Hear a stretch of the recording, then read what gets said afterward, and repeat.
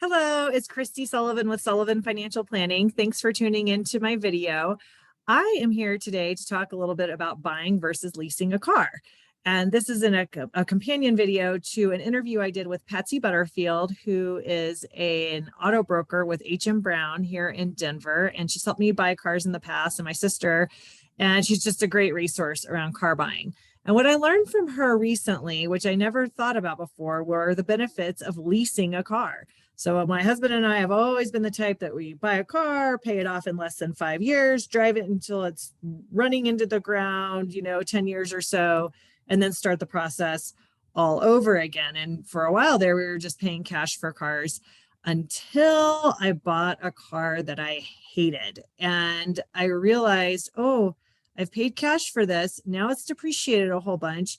If I go to trade it in for something else, I'll have lost all of this money, not just the value of the car that I was making payments on, so essentially renting for a year or two, but no, that's my money that I lost because I put it all into this car, being the good financial person that I thought I was.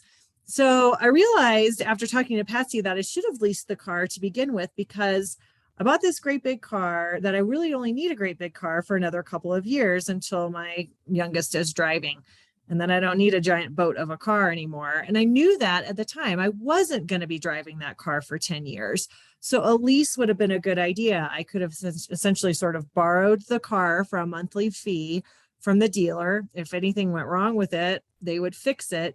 And when I was all done with it, I could just turn it back in and actually buy the thing that I thought I might keep more long term. Also, I'd never really bought a car that I didn't like that before. So it was my first experience in saying, oh gosh, it is a risk to throw all of your money to purchase a car outright like I did without really being sure that that was the car I wanted. So I say that because it was a learning lesson for me. I always thought there was one right way to do things when it came to owning a car or driving a car. And now I realize there are solid reasons for buying or leasing, depending on what your situation is and depending on what your vision is for that particular vehicle.